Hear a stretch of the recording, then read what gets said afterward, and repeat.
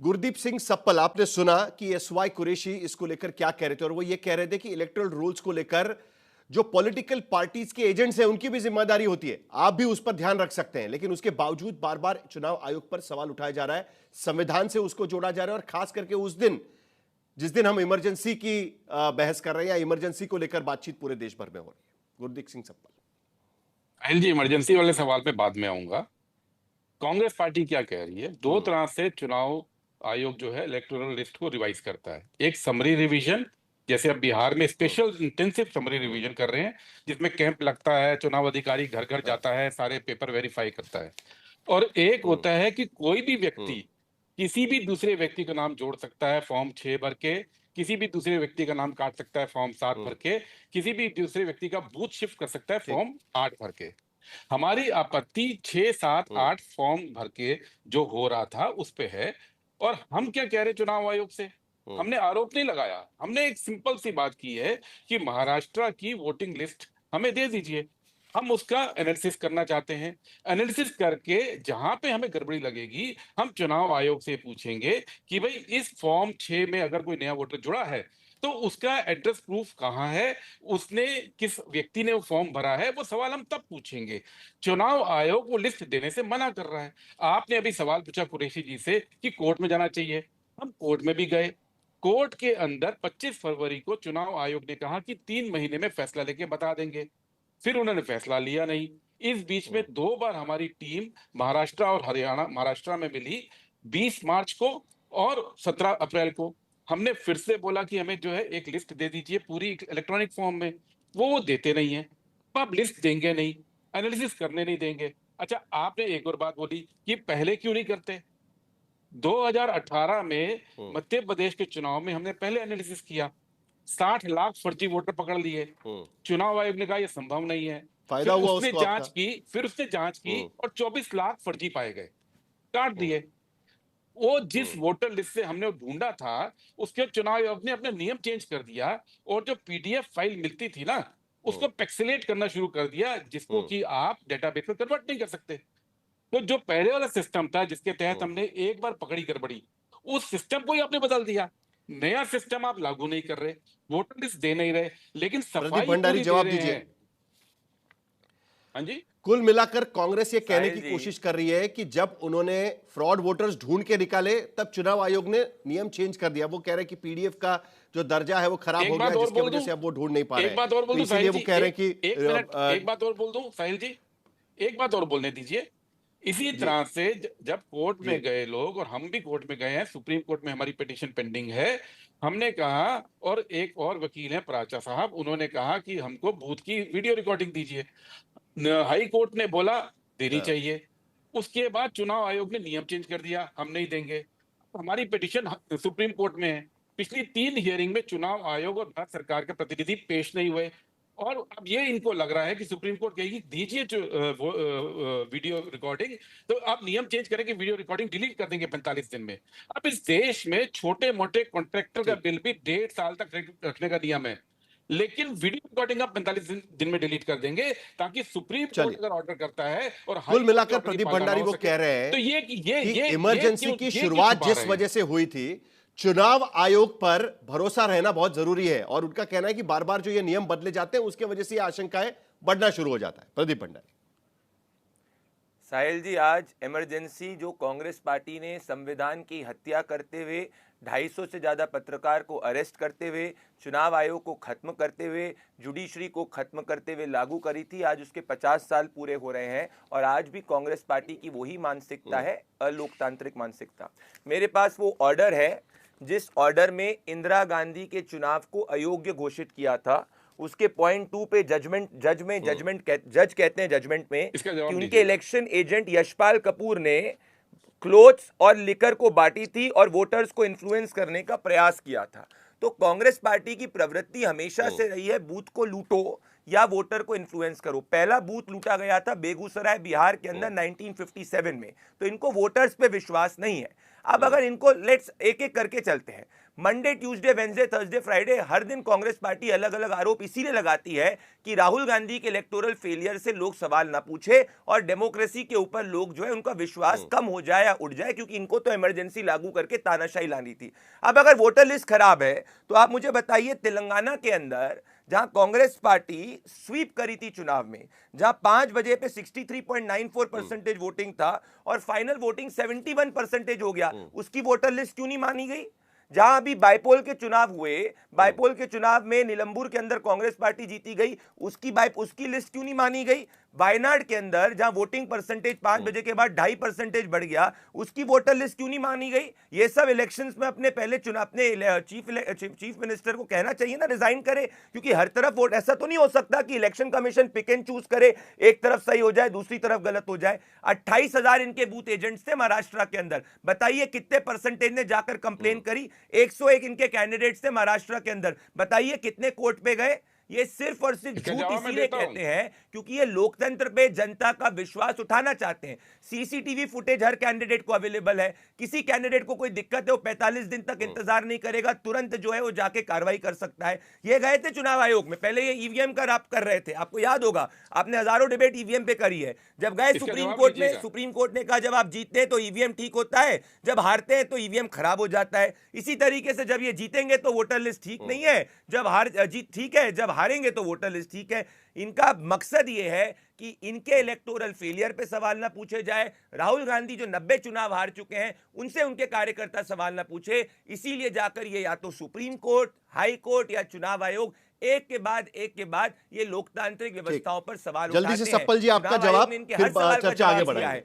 फरवरी दो के तीन अंदर बातें पूरी गलत डिटेल प्रेस बोल दी कॉन्फ्रेंस करी प्रदीप है, जी तो ने। ये सिर्फ झूठ फैला रहे हैं। क्या है ना सप्पल जी, कभी कभी क्या होता है ना, जैसे आपने देवेंद्र फडणवीस के चुनाव क्षेत्र पर सवाल उठा लिया है, लेकिन उसके साथ साथ उन्होंने बाकी भी एग्जांपल दिए जिसमें नितिन राउत 7% से वहां पर वोटर बढ़ गए थे, वहां पर आप जीत गए। वडगांव शहरी में 10% से वोटर बढ़ गए थे, शरद पवार की पार्टी जीत गई। कांग्रेस पार्टी के असलम शेख भी इसी तरीके से मलाड में 11% वोटर बढ़ गए थे, वहां पर भी आप जीत गए। तो जहां आप जीतते हैं वहां पर वोटर रजिस्ट्रेशन ठीक होता है, जहां पर बीजेपी जीतती है वहां पर वोटर रजिस्ट्रेशन ठीक नहीं होता है। नहीं, ये साहिल जी, कहीं ना बड़ा कहीं वो सिंपल आरोप सा- आप पर बड़ा लगा रहे हैं। सिंपल जल्दी सा से आपका जवाब है जवाब, इसका। फिर मुझे चर्चा आगे बढ़ानी। बड़ा जी सिंपल सा जवाब है। जी जी। अगर आपने 100 नए वोटर बनाए और हमारा मार्जिन 200 का था, तो आपके बढ़ाने के बावजूद हमारा कैंडिडेट जीता। अगर हमारा मार्जिन 50 का था, आपने 100 फर्जी वोटर बढ़ा दिए तो हम हार गए।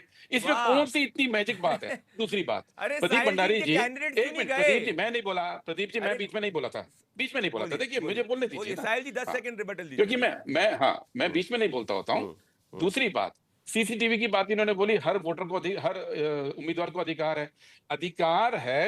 हाई कोर्ट ने फैसला दे दिया, उसके बाद नियम बदल दिया कि अब हम नहीं देंगे। सुप्रीम कोर्ट में आप पेश नहीं हो रहे हैं 3-3 हियरिंग के ऊपर, और अब नया रूल बना दिया कि 45 दिन के बाद डिलीट कर देंगे। इतना क्या डर है कि जो डिलीट करना है, जो हाई कोर्ट के आदेश को नहीं मानना है? गड़बड़ यहां से हो रही है कि। और तीसरी बात, ये बार बार कहते हैं 28,000 आपके बूथ एजेंट थे। बिल्कुल थे। हमने समरी रिवीजन पे तो कोई क्वेश्चन नहीं उठाया। हमारा सवाल उन वोटर पे है जिन वोटर के नाम बिना फॉर्म भरे बढ़ाए गए हैं। हमारा यही तो आरोप है कि फॉर्म भरे ही नहीं गए, सीधे सीधे सर्वर पे नाम जोड़े गए, इसीलिए हम बार बार वोटर लिस्ट मांग रहे हैं। लेकिन सप्पल जी, आपको याद होगा आम आदमी पार्टी ने इसी को लेकर सवाल उठाए थे दिल्ली के चुनाव में।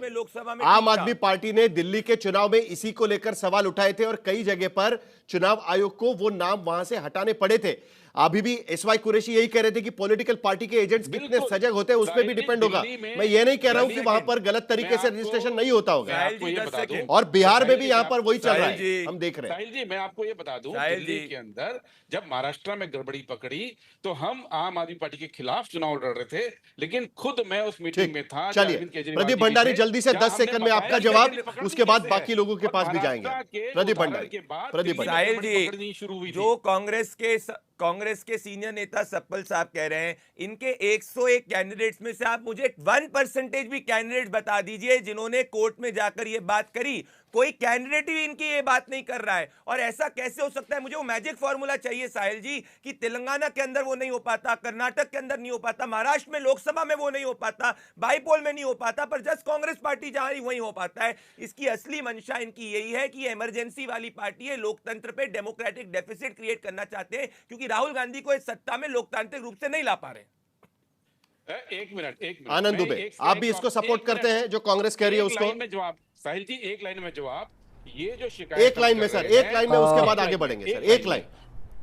जो महाविकास आघाड़ी था उसके तीनों नेताओं ने पोलिंग के 20 दिन पहले चिट्ठी लिखी थी चुनाव आयोग को कि ये गड़बड़ी होने जा रही है। सर अदालत में जाने की बात कर रहे हैं। और आनंद दुबे जल्दी से। रिजल्ट्स के बाद में शरद पवार और वो चिट्ठी में अभी दिखा सकता हूं। साहिल भाई वो चिट्ठी लिखी गई थी। बोलिए आनंद दुबे, बोलिए आनंद दुबे। पोलिंग के अरे अभी नहीं। अगर चुनाव साहिल भाई जीत जाते तो नमस्ते। शायद आपकी साहिल भाई शिकायत नहीं नमस्ते। होती। आनंद दुबे क्या एक मिनट जी। मैं अभी आपको चिट्ठी दे सकता हूं।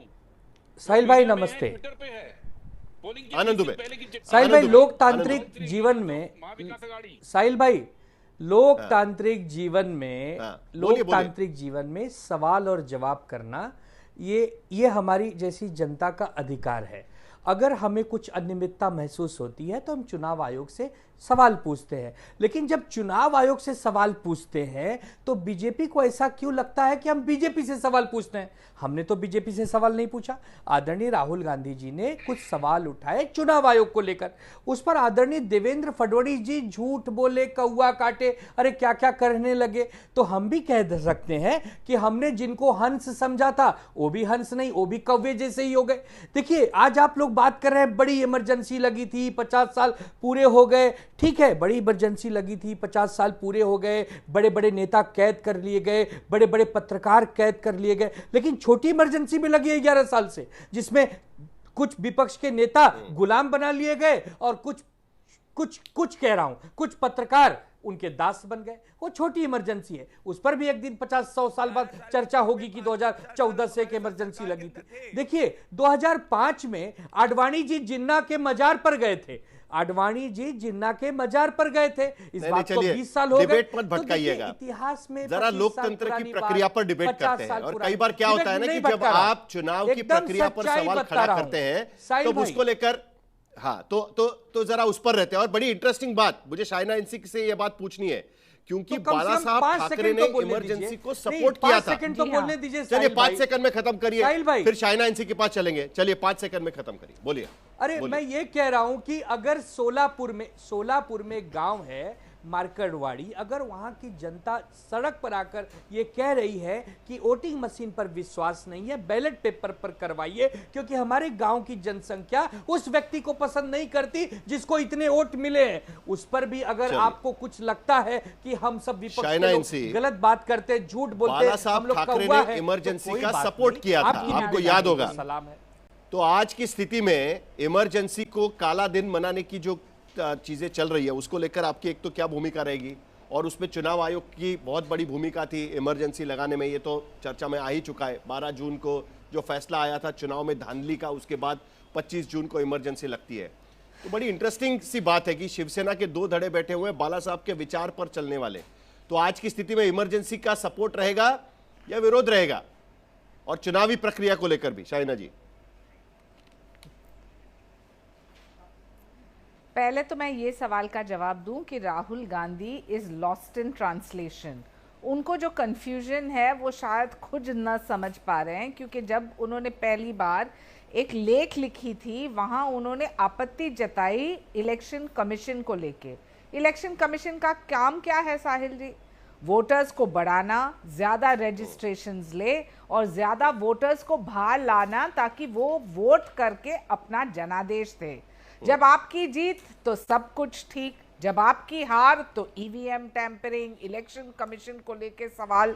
और ये वही कांग्रेस पार्टी है जो संविधान संविधान संविधान को कह के आज जब 25 जून पे 50 साल बाद हम विश्लेषण कर रहे हैं इमरजेंसी को लेके, और आपका सवाल का जवाब मैं जरूर दूंगी, क्योंकि हिंदू हृदय सम्राट आदरणीय बाला साहेब ठाकरे ने कभी नहीं कहा कि इमरजेंसी का मतलब कि आप 250 पत्रकार को जेल में रखें, इमरजेंसी का मतलब कि आप सबकी बोलती बंद करें।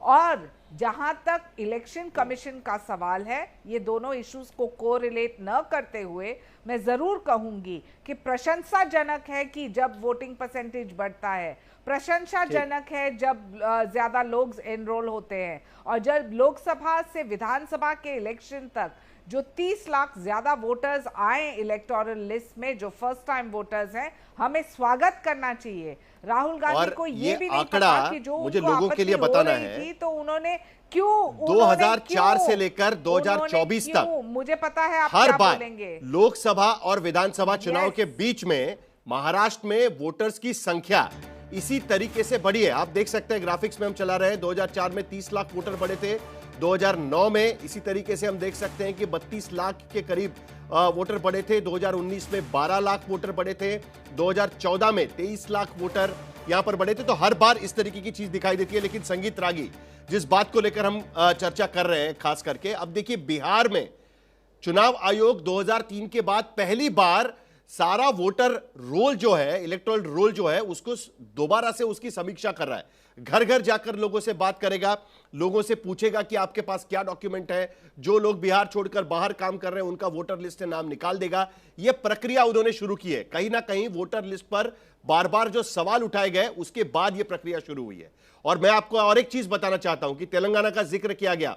तेलंगाना में वोटर लिस्ट पर बीजेपी ने सवाल उठाए हुए थे, ये भी बात हमको ध्यान रखनी चाहिए। तो कुल मिलाकर राजनीतिक पार्टियों के सवाल उठाने के बाद आपको नहीं लगता कि इलेक्शन कमीशन को वोटर लिस्ट के मामले में संज्ञान लेना चाहिए और ड्यू डिलिजेंस ठीक से करना चाहिए? संगीत रागी, मुझे लगता है कि इलेक्शन कमीशन बहुत अच्छे तरीके से काम कर रही है वोटर्स लिस्ट के बारे में लेकर के। यदि ऐसा नहीं होता तो चुनाव आयोग जो है बिहार के अंदर वोटर लिस्टों की इतनी बड़ी जोरदार तरीके से समीक्षा नहीं कर रही, और ऐसी करनी भी चाहिए। आपको ध्यान में होगा 2003 नहीं 2005 में भी किया था, जब मिस्टर रॉ जो थे वहां पर इलेक्शन कमिश्नर थे, बिहार का चुनाव देख रहे थे, और तब उस समय 15 साल का जो है वो बिहार में रेजिम चेंज हुआ था। हम तो पूरा मांग करते हैं कि बिहार की पूरी डेमोग्राफी जो है वो बांग्लादेशी मुसलमानों ने बदल दी है, दिल्ली की भी बदल दी है। पूरे देश में 5 करोड़ बांग्लादेशी आकर के घुस गए हैं। मेरी तो ऐसे भी मांग है कि भाई वो चाहे वो 50 साल से रह रहे हैं, चाहे 3 पीढ़ी, महाराष्ट्र की डेमोग्राफी माइग्रेंट वर्कर्स ने बदल दिया, ऐसा आरोप लगता है। जो वोटिंग राइट्स है उसको निरस्त करना चाहिए। हाँ, नहीं, एक चीज और बात है, बहुत सारे कई वर्षों तक मैं तो दिल्ली में आज 36 साल 40 साल से रह रहा हूँ, 36-40 साल से सरकार में बैठे हैं, इनको कुछ दिखता नहीं है, समझता नहीं है, कुछ भी बोल देने का। देखिए करते हैं अब आप मूर्खता करते हैं। यदि आप मूर्खता करने लगे तो हम क्या करें? पूरी यंत्रणा आपके पास मुंबई में आपको जाकर आनंद जी को खत्म हो रहा है सर, बेहूदी बात मत कीजिए। आनंद जी रुकिए जरा, संगीत रागी खत्म करिए, मेरे पास समय खत्म हो रहा है कि नहीं।